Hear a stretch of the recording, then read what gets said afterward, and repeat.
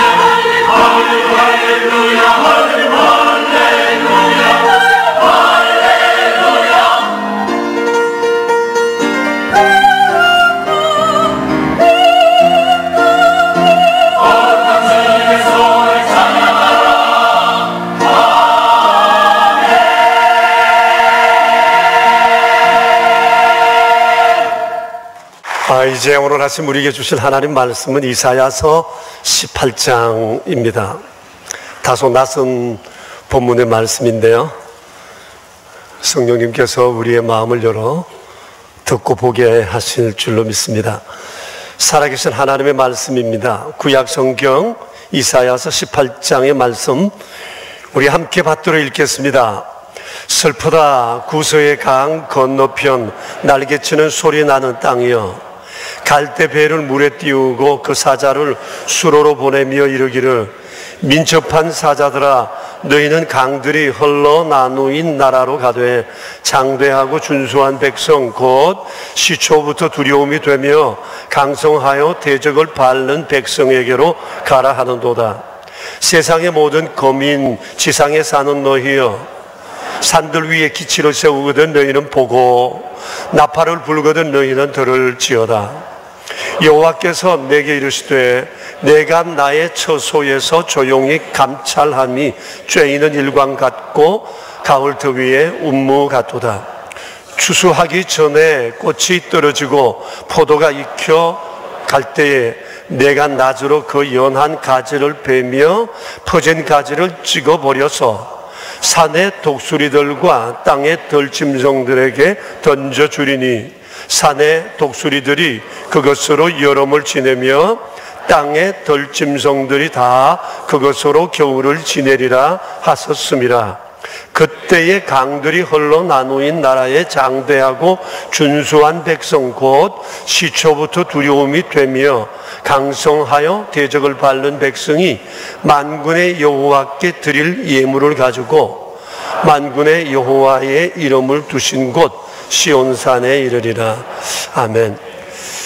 오늘 읽은 7절 말씀에 만군의 여호와라는 구절이 있습니다. 두 번이나 언급되어 있는데 하나님께서 스스로를 그렇게 호칭하셨어요. 나는 만군의 여호와다. 이 말의 뜻은 히브리어 직역을 하면 별들의 주님이라는 뜻입니다. 세상 모든 우주가 주의 것이다 하는 뜻이에요. 여호와는 대주제이시다.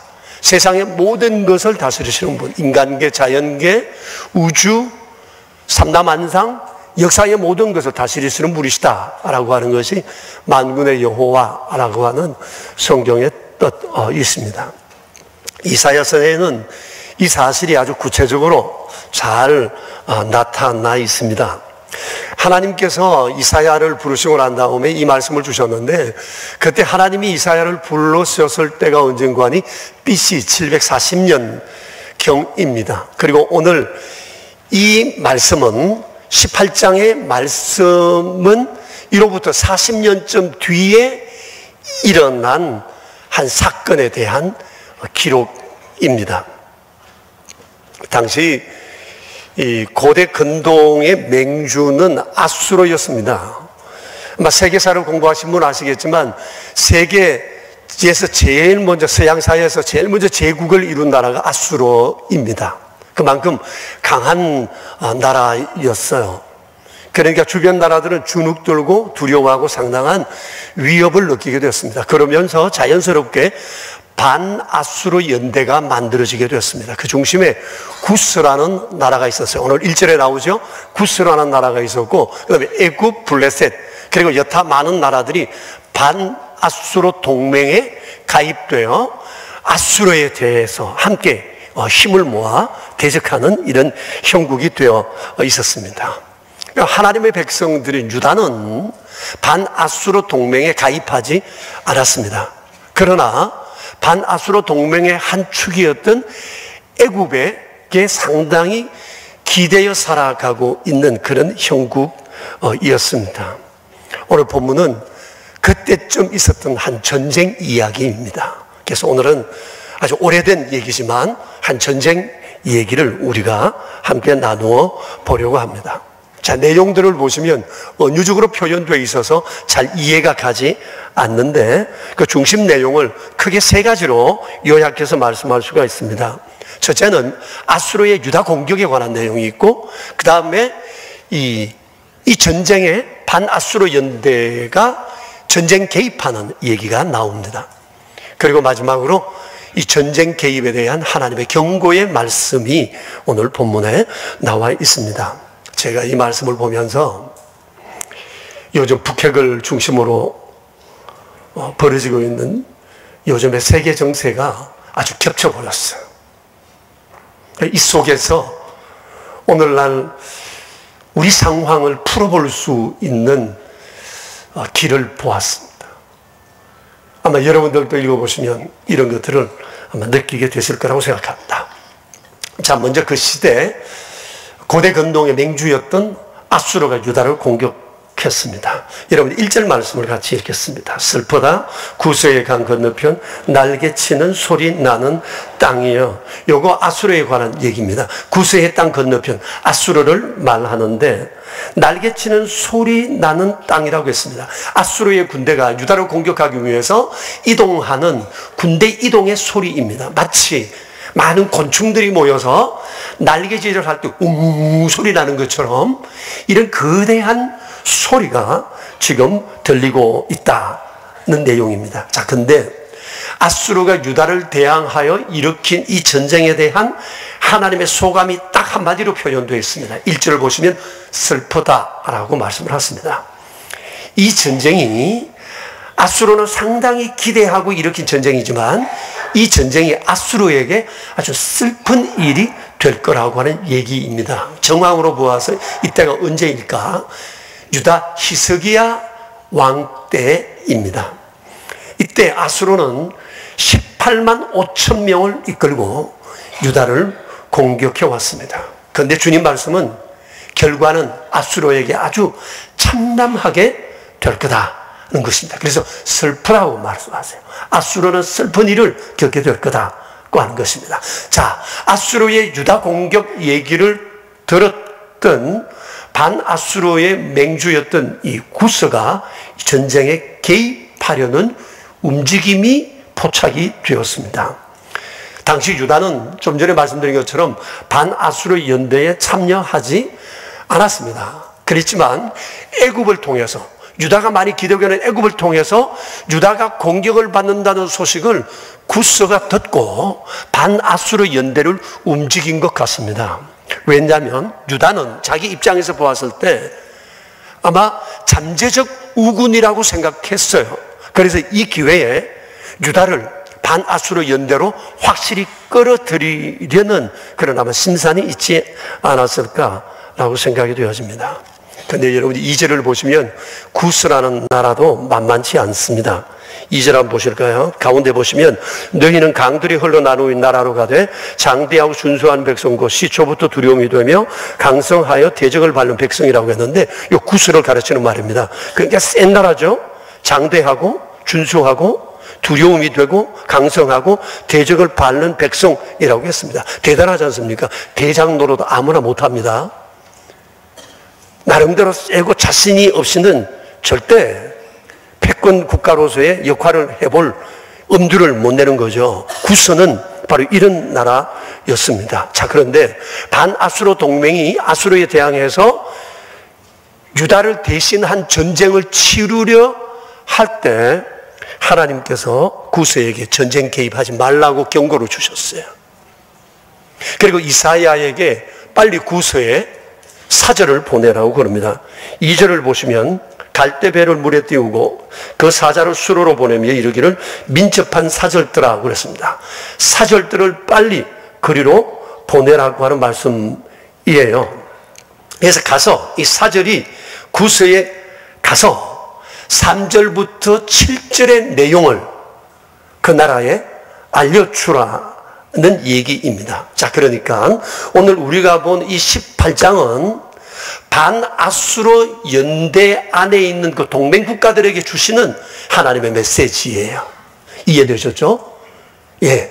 구스를 중심한 반아수르 동맹에게 주시는 하나님의 메시지입니다. 이 메시지가 아주 분명합니다. 한 5가지 되는데, 첫째 보시면 3절을 보세요. 산들 위에 기치를 세우거든 너희는 보고 나팔을 불거든 너희는 들을지어다 라고 말씀을 하십니다. 이 말씀은 아수르의 유다 공격의 신호예요. 모습이에요.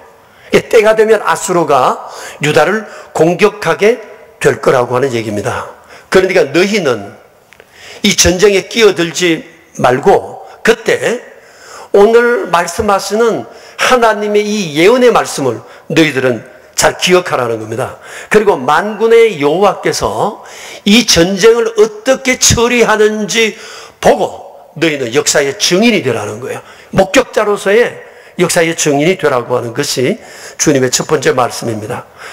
아수르의 공격의 소리를 들을 때 너희는 보라는 거예요. 자, 두 번째 메시지인데 4절 같이 한번 읽어볼까요? 여호와께서 내게 이르시되 내가 나의 처소에서 조용히 감찰함이 쬐이는 일광 같고 가을 더위에 운무 같다. 다시 말씀드리면 하나님께서 이 모든 상황을 조용히 감찰하고 계시다는 겁니다. 조용히 감찰하심, 이것이 하나님의 역사 섭리의 방법이에요. 다 알고 계신다는 겁니다. 사람 볼 땐 하나님은 전혀 상관없이 보이지만 주님은 조용히 다 감찰하신다는 거예요. 주님은 아수르의 패악함도 알고 아수르와 지금 유다와의 이 전쟁 소식도 알고 아수르와 반아수르 연대의 구도도 아시고 구서의 상황도 아시고 하나님께서 다 아신다라고 하는 겁니다. 그러시면서도 하나님께서는 조용히 감찰하신대요. 감찰하신다는 것은 살펴만 보신다는 말씀이 아니고 구경만 한다는 얘기가 아니고 주님 뭐라고 말씀하세요? 쬐이는 일광같이 가을에 시원한 운무같이 감찰하신다는 겁니다. 여러분, 햇빛이 멀리 있는 것 같지만 우리의 몸에 바로 직접 닿잖아요. 우리는 바로 그것을 느끼잖아요. 365일 햇살이 비치지 않은 때는 없어요. 낮과 밤 항상 해는 우리를 감싸고 있어요. 하나님의 역사 섭리가 이러하다고 말씀을 하세요. 하나님은 조용히 그런 분으로 보이지만 친히 역사를 관장하고 계시는 역사에 보이지 않는 손이다 하는 겁니다. 그래서 그것을 조용히 감찰하시는 하나님이라고 말씀을 하십니다. 셋째 메시지는 5절 말씀 여러분 같이 한번 읽어보겠습니다. 추수하기 전에 꽃이 떨어지고 포도가 맺혀 익어갈 때에 내가 나저로 그 연한 가지를 베며 퍼진 가지를 찍어버린다 하셨습니다. 요거 하나님께서 농사 짓는 것을 통해서 말씀을 하시는데, 다시 말하면 세상의 역사에는 항상 그때그때 추수하는 일이 있다는 겁니다. 역사의 과정을 하나님은 잘하고 추수하는 것으로 말씀을 하세요.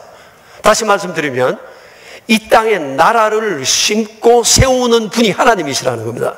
그 나라가 열매 맺고 흥왕하게 하는 것도 하나님이라는 거예요. 그 나라의 마지막 종결 찍어내고 베어버리는 것도 하나님께서 하신다는 겁니다. 그것을 주님은 추수라고 말씀을 하세요. 세상 모든 것은 하나님에 의해서 일어나고 흥왕하고 추수된다, 그 말씀입니다.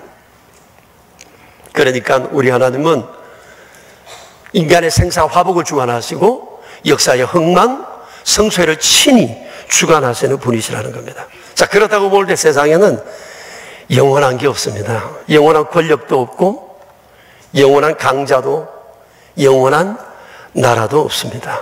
근데 다들 그렇게들 생각하지 않습니다. 사람도 나라도, 만일 우리가 개개인마다 나라마다 영원하지 않다, 나도 때가 되면 찍힐 때가 있고 베어질 때가 있다는 생각을 알면 사람은 하나님 앞에 그렇게 악독하게 살아갈 수가 없습니다. 결코 고만할 수가 없습니다. 겸손하지 않을 수가 없을 거예요. 근데 사람들이 모릅니다. 자기는 영원한 줄 압니다. 내 나라는 영원한 줄 압니다. 주님 말씀하세요. 때가 되면 찍어버린다고 말씀을 하십니다. 추수라는 것을 기억해야 합니다. 네 번째 메시지입니다. 6절을 여러분 한번 보시면 이제 주께서 베어버리고 찍어버려서 어떻게 하신다고 그랬죠? 6절 같이 읽어볼까요? 산의 독수리들과 땅의 들짐승들에게 던져주리니 산의 독수리들이 그것으로 여름을 지내며 땅의 들짐승들이 다 그것으로 겨울을 지내리라고 말씀을 하세요. 그러니까 굉장히 번성해 보였는데 이것이 찍혀 없어지면서 새와 짐승의 먹잇거리가 된다는 겁니다. 그러니까 아수르의 결정적 참패를 말씀하세요. 아수르는 아주 비참하게 끝나게 될 것에 대해서 말씀을 하세요. 이 참패의 모습을 열왕기하 19장 35절에서는 이렇게 말씀하세요. 그날 여호와의 사자가 나가서 아수르 진중에서 18만 5천 명을 쳐서므로 아침에 일어나 본 적 시체뿐이더라. 여러분, 18만 5천 명이 한꺼번에 죽는다. 이건 핵무기 외엔 이런 방법이 없어요. 현대전에서도 어떤 무기로서도 하루에 18만 5천 명을 죽일 수가 없습니다. 그런데 주님 말씀하세요. 밤 사이에 18만 5천 명이 시체가 되었다고 말씀을 하십니다. 실제로 그랬고, 이 뒤에 기사를 보면 아수르 왕은 돌아가 자기의 수도 니느웨에 거하다가 자기 아들이 발랄을 일으켜 아버지를 죽이고 아버지의 자리를 차지했다. 그렇게 성경은 기록하고 있습니다. 자, 다섯 번째 메시지인데 7절 말씀입니다. 같이 한번 읽어보겠습니다.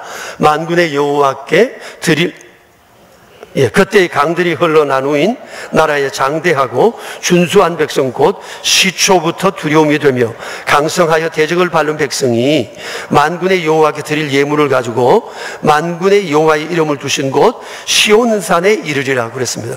이 구스를 의미하잖아요. 이전에 나오는 구스를 의미해요. 구스가 나중에 어떻게 한다고 그랬죠?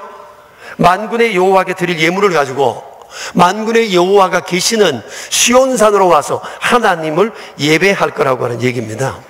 이 전쟁 이후에 반아수르 동맹의 맹주인 구스가 하나님을 경외하게 될 거라고 하는 말씀입니다. 사실 여러분 생각해 보시죠. 봤거든요.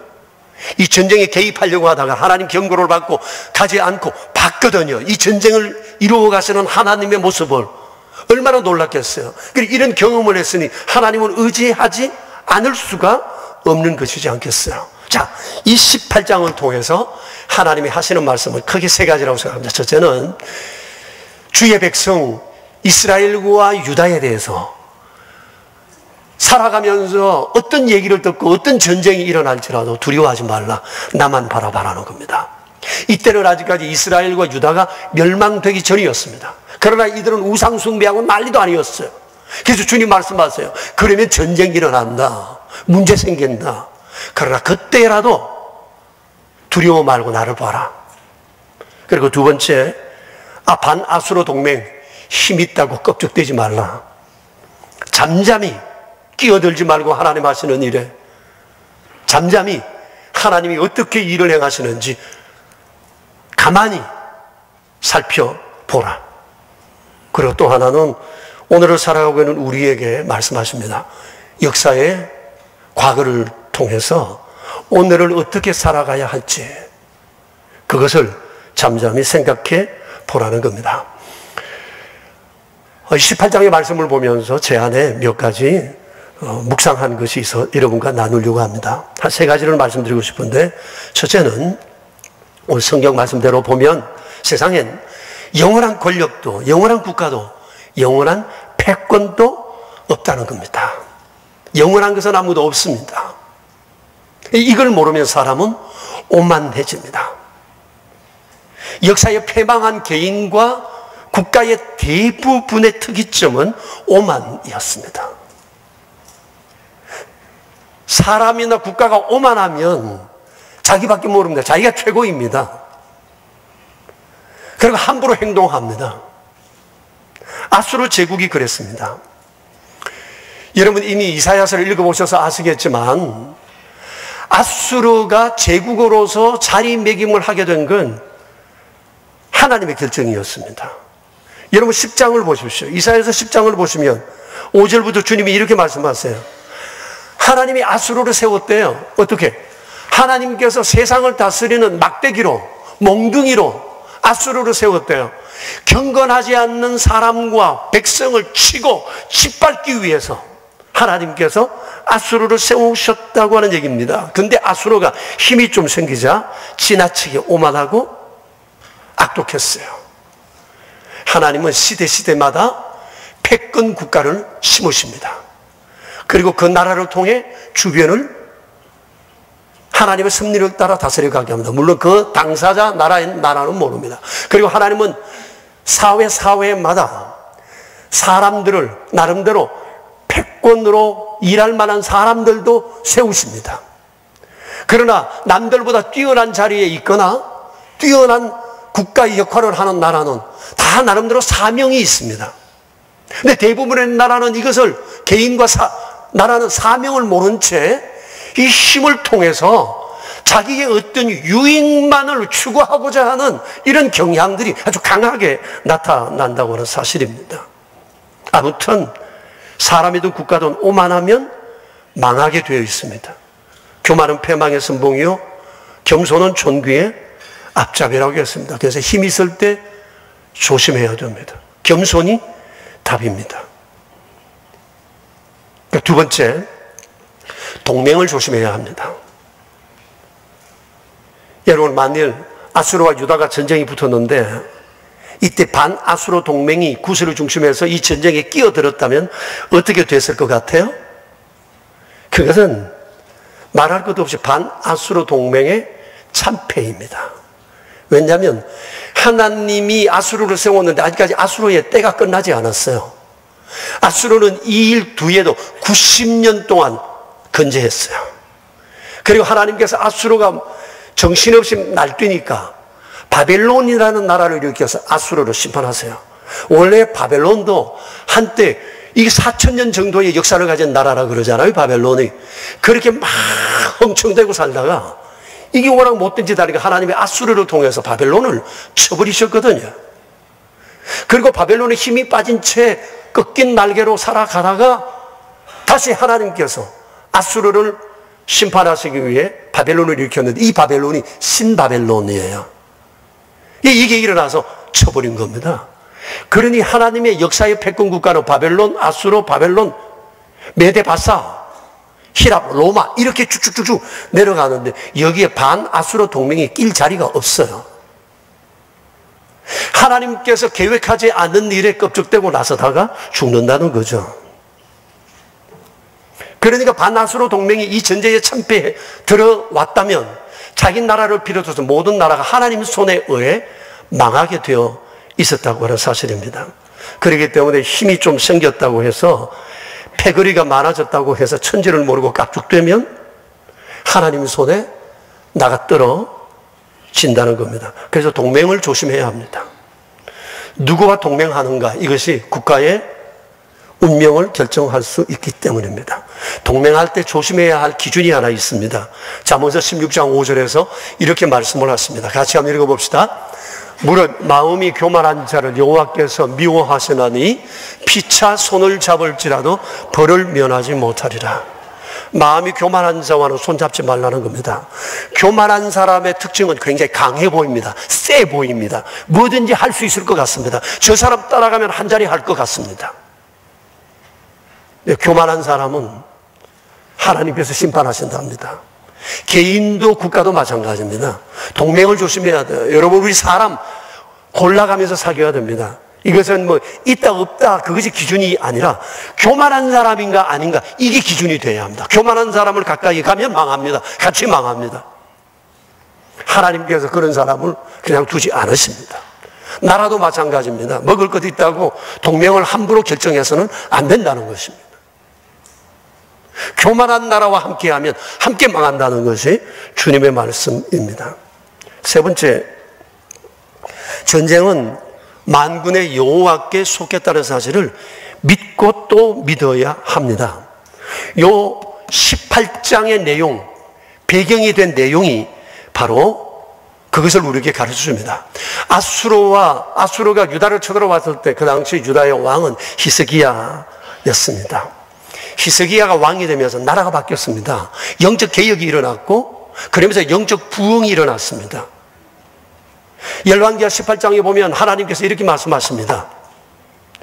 히스기야는 그 조상 다윗의 모든 행위와 같이 여호와 보시기에 정직했다 그랬습니다. 온 나라에 있던 우상과 산당을 없애버렸습니다. 그리고 백성들로 하여금 하나님 말씀 붙잡고 살자고 그가 끊임없이 채근했습니다. 백성들이 성경에 보면 이렇게 돼 있어요. 백성들이 여호와와 연합했다 그래요. 연합했다. 딱 붙어버렸다. 아교처럼 한 몸으로 움직였다는 얘기입니다. 그러면서 히스기야는 반아수로 동맹에 눈길을 주지 않았고 아수로에 조공 바치던 것도 끊어버리고 오직 주만 바라봤습니다. 그러자 성경에 하나님께서 말씀하셨습니다. 여호와께서 그와 함께 하셨고 그가 어디로 가든지 형통하게 하셨다고 했습니다. 그때 아수르가 이놈들 봐라 하고 공격해 온 것입니다. 18만 5천 명의 군사로 물밀듯이 기세 좋게 들어와서 유다의 큰 성읍들을 다 삼켜버렸어요. 견고한 성읍들을 다 삼켜버렸다고 말씀하고 있어요. 이제 임금이 살고 있는 예루살렘 성만 남은 상태가 되었습니다. 백성들이 벌벌 떱니다. 이런 상황 속에서 히스기야가 제일 먼저 선택한 국가 전략이 뭐냐? 군사 대 군사로 맞서는 거였습니다.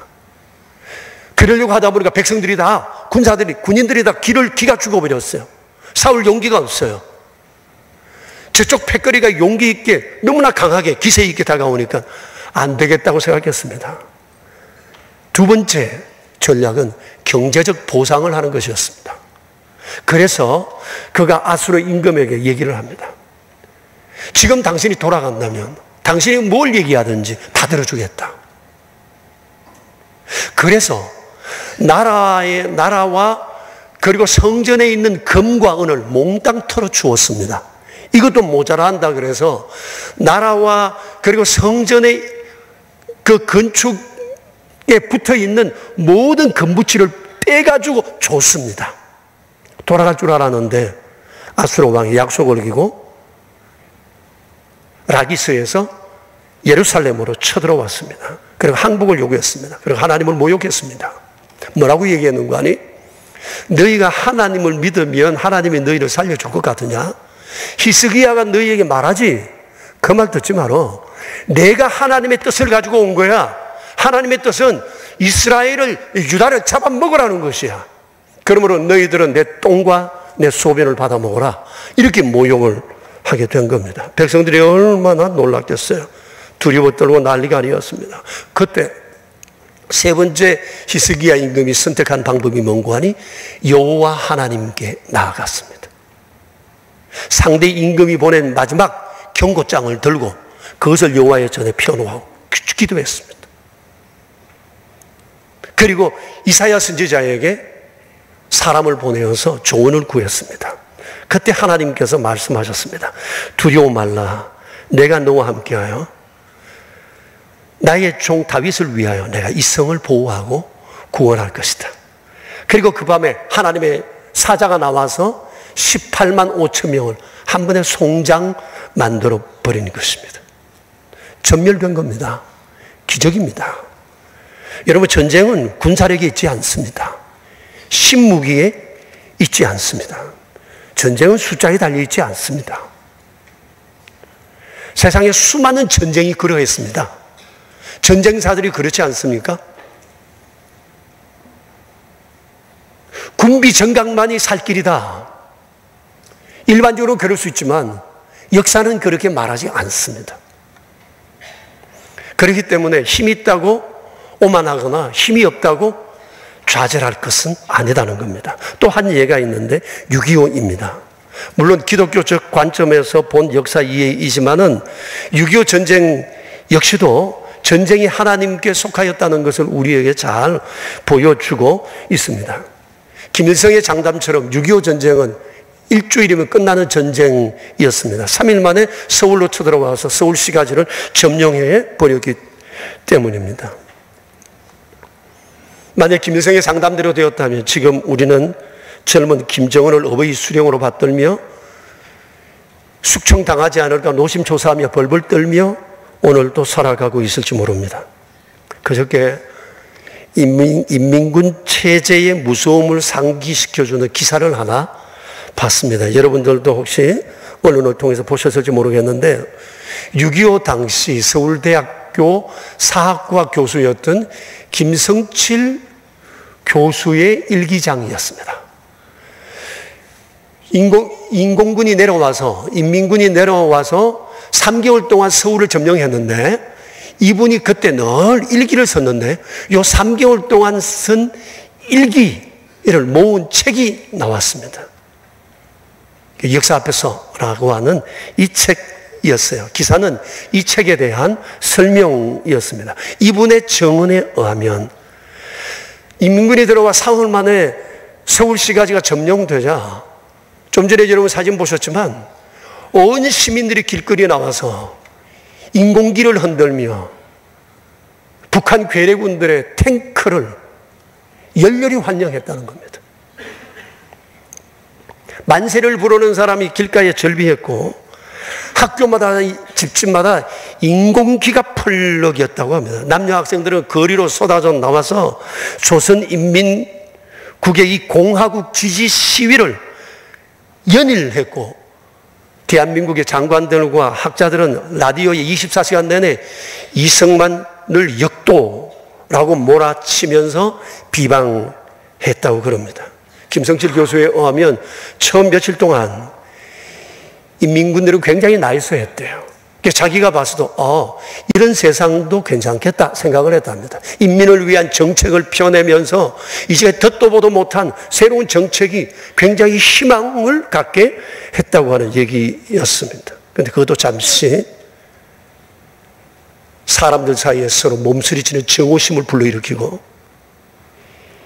인민재판을 통해 공개 처형하는 것이 막 길거리에서 막 너무 쉽게 볼 수가 있으면서 사람들 마음속에 막 공포에 질려가기 시작을 했다고 합니다. 이것이 서울 수복되기 전 3개월 동안의 서울의 상황이었다고 그럽니다.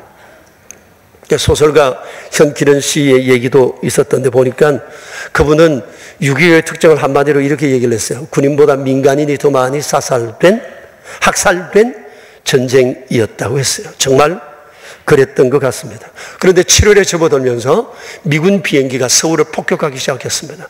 물론 민간인을 죽이기 위해서가 아니라 공산당을 죽이기 위해서 왔는데 이로 인해서 곳곳에 파괴가 일어나고 수많은 사상자가 생겨났습니다. 자, 옆에서 건물이 무너지고 죽어가는 사람들을 보면서도 서울 시민들이 그 폭격기를 그렇게 기대하고 기다렸다는 겁니다. 빨리 와서 폭격해 주기를 그토록 기다렸다고 하는 것입니다. 얼마나 인민군에게 당했으면, 처절함에 몸서리가 쳤으면, 공포심에 눌렸으면 비행기가 와서 빨리빨리 폭격해서 이거 어떻게 좀 해달라고 하는 그런 마음을 가졌겠습니까? 동료 교수가 김성칠 교수에게 와서 이런 얘기를 하더랍니다. 이제껏 우리 백성들이 나라에 대한 충성심이 이렇게 불탄 적이 없었다. 인민군을 겪고 보고 나서야 뼈저리게 대한민국을 그리워하고 있다고 했다고 합니다. 역사가들은 말합니다. 대한민국이 6.25 전쟁에서 승리한 것은 기적이었다고요. 여러분, 기적이지 않습니까? 그 자체가 기적이었어요. 몇 가지 더 예를 든다면, 인민군들이 3일 만에 서울을 점령하고 난 다음에 3일 동안 서울에 머물렀대요. 수수께끼랍니다. 그대로 부산까지 내려갔으면 우리는 벌써 적화통일 끝났습니다. 어떤 이유였는지 3일 동안 서울에 머물러 있었다는 거예요. 그동안 국군은 전열을 다듬고 오키나와에 있던 미군이 한국에 들어오기로 결정하고 왔고, 그리고 유엔군이 우리나라 파병하기로 3일 동안 결정이 다 돼버렸어요. 그동안 이들은 서울에 3일 동안 있었어요. 그러면서 실패하고 돌아갔습니다. 왜 그들이 3일 동안 서울에 머물렀는지 아직까지도 그 이유를 알 수가 없다고 합니다. 두 번째 기적은 유엔에서 우리 대한민국이 합법정부로서 인정을 받게 된 겁니다. 신생국이 생기면 유엔으로부터 합법정부의 인정을 받는 일이 가장 우선이었는데, 이 인정을 받기 위해서 우리나라 대표단이 장면 박사를 중심해서 10월 달부터, 48년도 10월 달부터 열리는 그 유엔 총회에 참여를 했지만, 유엔 총회에서 우리나라 합법정부의 이 안건이 상정되면 계속 소련 대표로부터 비롯해서 공산국가 대표들이 집요하게 방해를 한 겁니다. 의장의 있습니다. 그리고 막 계속 말도 안 되는 소리를 막 장광설을 널어놓아서 이 사람이 한두 시간 떠들면 다른 또 대표가 나와서 또 바통을 이어서 받아서 하니까 의장이 의사를 진행할 수가 없어서 다시 보류 이렇게 해서 마지막 날 전 12월 14일까지 왔는데 우리나라의 합법정부로서의 이 인정이 승인이 되지 않고 있었습니다. 크리스찬이었던 이 장면 박사가 너무 속이 다 들어가서 모윤숙 씨를 비롯한 이 대표단을 이끌고 저기 그 가까운 교회 갔다고 그러잖아요. 교회 가서 밤새 철야를 했답니다. 15일 날 아침에 다시 상정이 되었는데 지금까지 있었던 이 일과 동일한 일이 계속 벌어지고 있었습니다. 의사 진행을 방해하고 있었습니다. 그런데 놀라운 일이 벌어졌는데 소련 대표가 발언을 한 지 10분이 되어서 갑자기 이 사람이 호흡 곤란 정세가 온 겁니다. 말소리가 나오지 않는 겁니다. 그래도 급히 병원에 후송되어 갔습니다. 이 사람이 한두 시간 떠들어줄 줄 알고 다른 공산 대표들은 밖에 나가서 놀고 있었는데 이렇게 된 줄 모르고 그 의장이 더 의견 없느냐고 물어도 대답할 사람이 없어가지고 그냥 통과됐대요. 47대 8로. 그리고 우리나라가 이 한반도의 합법정부로서 유엔의 승인을 받게 된 겁니다. 그날 통과되지 않았으면 6.25가 나서도 우리나라는 유엔의 협조를 받을 수가 없었고 지금의 대한민국은 있을 수가 없다 말할 수 있을 것입니다. 누가 그랬을까요? 하나님 아니었을까요? 너무 아전이수 해석입니까?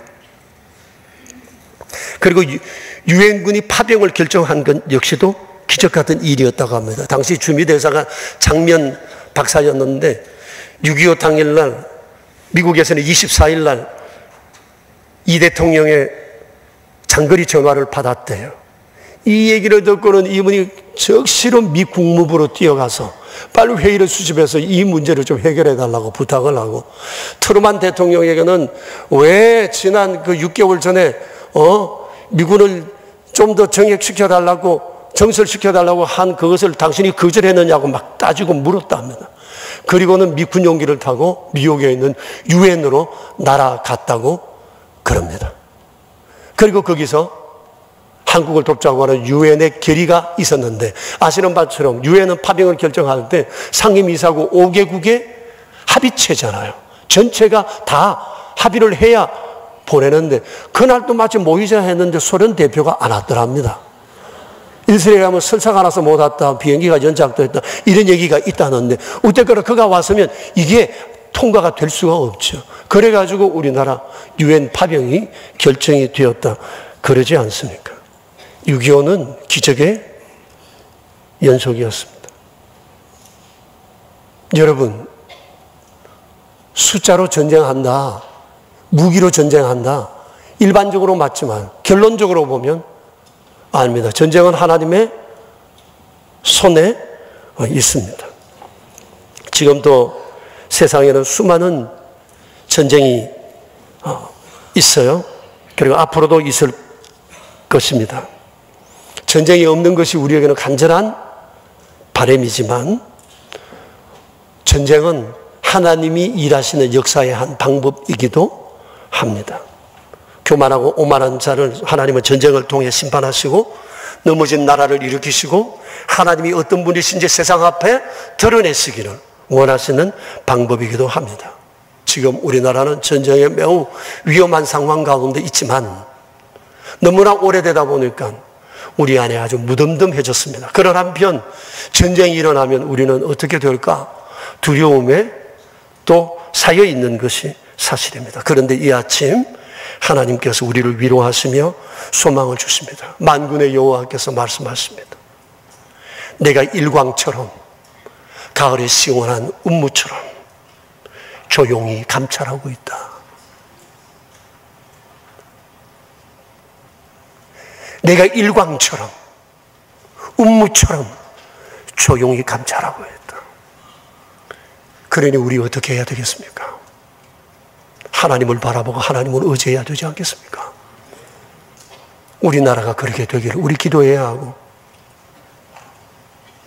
그렇게 살아야 한다고 세상에 말해주어야 할 것입니다. 자비로우신 아버지, 크신 사랑과 은총을 감사합니다.